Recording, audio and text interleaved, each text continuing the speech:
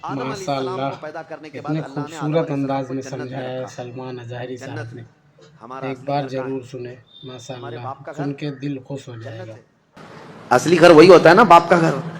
آدم علیہ السلام جنت میں تھے لیکن ایک بے قراری تھی، اکیلے تھے. انسان اکیلا نہیں رہ سکتا، تو اللہ تعالیٰ نے ان کی بائیں پسلی سے ایک عورت پیدا کیا جو ہماری ماں ہے، حضرت حوا.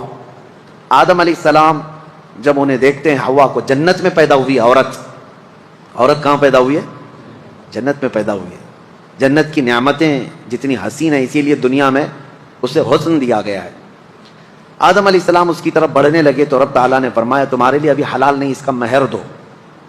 تو مہر دینا جنتی قانون ہے، یہ جنتی قانون. آدم علیہ السلام نے پوچھا مولا یہاں کیا مہر دوں؟ رب تعالیٰ نے فرمایا تمہاری اولاد میں اخیر زمانے میں میرا ایک محبوب نبی پیدا ہوگا، محمد صلی اللہ علیہ وسلم. زمین میں آسمانوں میں احمد، ان پر 20 بار درود بھیجو تمہارا مہر ادا ہو جائے. آدم علیہ السلام کا مہر کیا تھا؟ درود مصطفیٰ. حضور اکرم صلی اللہ علیہ وسلم پر درود بھیجا. اب حضرت حوا اور آدم علیہ السلام ساتھ ساتھ رہ رہے تھے، اچھے خاصے رہ رہے تھے، لیکن ایک آرڈر تھا ان کو دونوں کو، لا تقربا هذه الشجرہ. ایک درخت کی طرف اللہ نے حکم فرمایا تھا اس کے قریب مت جانا. وہ درخت جنت میں ہے لیکن اللہ کی حکمت منع کیا گیا تھا قریب مت جانا اس درخت کے، اگر جاؤ گے تو پھر غلط ہو جائے گا. تو وہ نہیں جاتے تھے. اب شیطان کا جو مقابلہ شروع ہوا انسان کو گمراہ کرنے کا، تو وہیں سے شروع ہوا. ابلیس جو ہے آسمانوں پر جاتا تھا اس وقت، اور فرشتوں کے بیچ اس کا آنا جانا سب لگا تھا. تو وہ جنت کے دروازے تک گیا اور دونوں کو بلا کر کے بات چیت کرنے لگا، ان کی تعریف کیا، کیا نعمتیں ہیں آپ کی، بہت خوبصورت زندگی ہے، لیکن مجھے اندیشہ ہے، ڈر ہے کہ آپ کو اللہ نکال نہ دے جنت سے. تو گھبرا گئے. کہا کیوں نکالے گا اللہ تعالیٰ؟ کہا اس لیے کہ وہ درخت جو ہے اسی کے اندر حکمت ہے، وہ جو کھا لے گا اس کا پھل وہ ہمیشہ جنت میں رہے گا، نہیں کھائیں گے تو نکلنا پڑ سکتا ہے. اس نے ایسی پٹی پڑھائی، یعنی جس کو کہتے ہیں گمراہ کرنے کے طریقوں کے ساتھ. آدم علیہ السلام کے پاس اس نے اس طرح کہا. آدم علیہ السلام پھر بھی منع کرتے رہے، نہیں میرے رب کا حکم ہے میں نہیں کھاؤں گا. لیکن بی بی حوا نے کہا آپ نہیں کھائیں گے، میں توڑ کے لاتی ہوں پھل، کھا لیں گے دونوں. اللہ نے قریب جانے سے منع کیا، کھانے سے منع تھوڑی نہ کیا. یہ بھی شیطان کی دلیل تھی، شیطان کی دلیل. کچھ لوگوں کے پاس ابھی ایسی منطق ہوتی ہے، لفظوں کی منطق.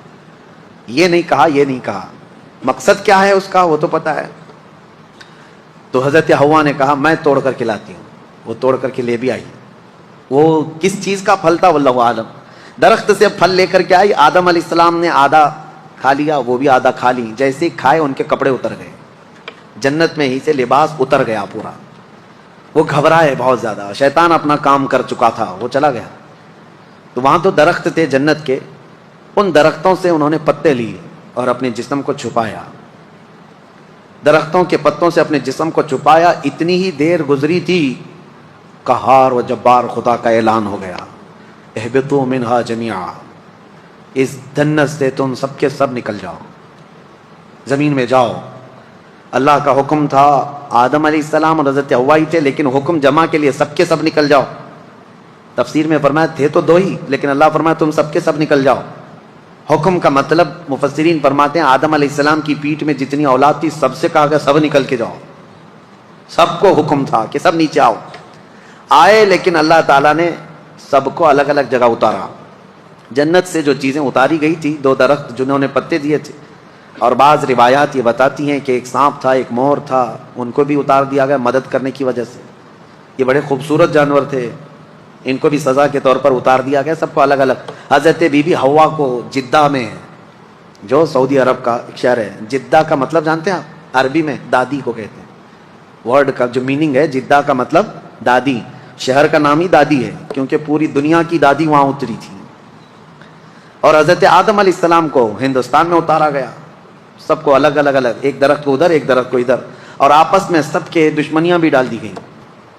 ابلیس کو بھی بھیج دیا گیا. اب اس کے بعد اس کو وہاں جانے پر پابندی لگا دی گئی. اب تو جنت کے قریب بھی نہیں آئے گا، فرشتوں کے بیچ میں بھی نہیں آئے گا.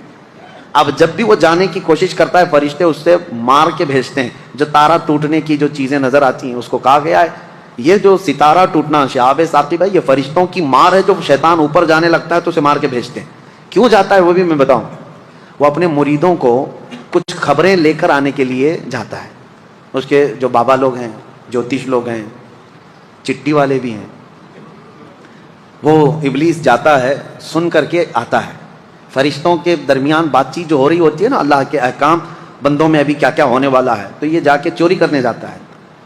تو فرشتے وہاں سے مار کے بھیجتے ہیں، پھر بھی آدھا سن لیتا ہے اور آدھا اپنی طرف سے ملا کر کے جوتشوں کو بتاتا ہے، نجومیوں کو بتاتا ہے. اور جو سفلی لوگ ہیں، سفلی عمل کرتے ہیں، جو ابلیس کو راضی کرتے ہیں، سفلی، سلفی نہیں. سلفی ایک الگ چیز ہے، اہل حدیث حضرات اپنے آپ کو سلفی کہتے ہیں، میں سفلی بول رہا ہوں. ہاں، سب میں تھوڑا تھوڑا سا فرق ہے. تو سفلی جو شیطان کو راضی کرنے کے لیے گندی گندی چیزیں کرتے ہیں، ان کو لا کر کے خبریں دیتا ہے. تو ابلیس کا جانا آنا اس وقت سے بند کر دیا گیا تھا. اب آدم علیہ السلام اور حضرت حوا کی ملاقات نہیں ہوئی. کتنے سال تک؟ 350 سال تک. آدم علیہ السلام روتے رہے روتے رہے. سب سے زیادہ دنیا میں رونے والوں میں آدم علیہ السلام کا نام آتا ہے. سب سے زیادہ رونے والوں میں انبیاء میں حضرت آدم علیہ السلام، حضرت داؤد علیہ السلام. لیکن وہ اللہ کی یاد میں اور اپنی توبہ کے لیے روتے رہے.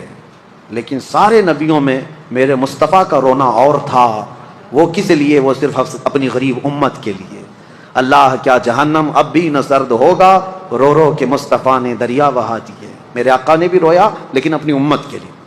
اب 350 سال کے بعد، اب میں اپنی بات سمیٹ رہا ہوں، 350 سال کے بعد آدم علیہ السلام کو ایک بات یاد آئی کہ جب ان کی روح ڈالی گئی تھی جسم میں، تو آنکھیں جیسے کھلی، آسمان کے ہر دروازے پر، جنت کی ہر دیوار پر انہوں نے ایک نام دیکھا تھا، لا الہ الا اللہ. حضور صلی اللہ علیہ وسلم کا نام وہاں پر احمد ہے. حضور کا نام اللہ کے نام کے ساتھ ہر جگہ انہوں نے دیکھا تھا. آدم علیہ السلام نے 350 سال کے بعد یوں عرض کیا، اے مولا، جو نام تجھے سب سے زیادہ پسند ہے، جس نام کو تو نے اپنے نام کے ساتھ رکھا ہے، اس کے وسیلے سے عرض کرتا ہوں میری توبہ قبول فرما.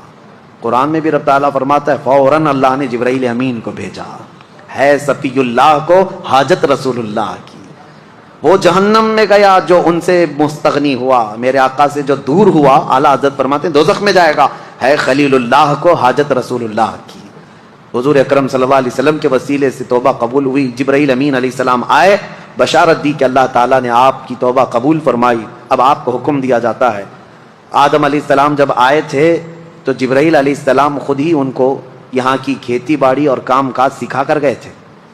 جنت کے 3 دانے لا کر کے دیے تھے، یعنی ایک گیہوں کا دانہ اور ایک کوئی دانہ، یہ 3 دانے وہ اتنے بڑے بڑے تھے، دانے جنت سے لائے گئے تھے.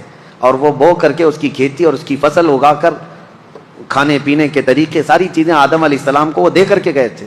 اور یہ روایت میں ملتا ہے جنت کا آیا ہوا دانہ بہت بڑا تھا، اور پہلے کے دور میں اناج بڑے ہوتے ہوتے چھوٹے چھوٹے، اس میں ایولیوشن ہوا ہے.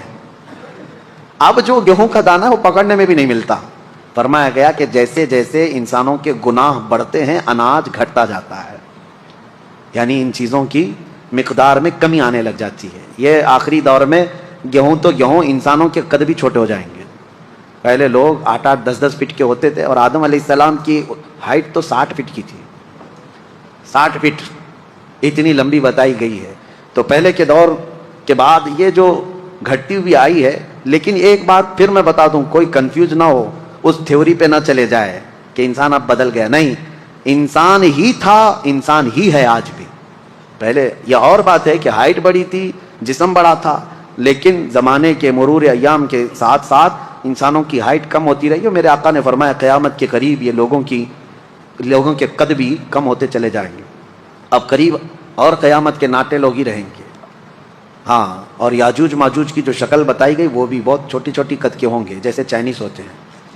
ہاں، ان کی آنکھیں چھوٹی چھوٹی ہوں گی، جیسی ان کی شکل ہے، لال رنگ کے ہوں گے، یہی شکل بتائی گئی ہے. اور پوری دنیا گھومیں گے، ہر چیز کھا جائیں گے جیسے چائنیز کھاتے ہیں.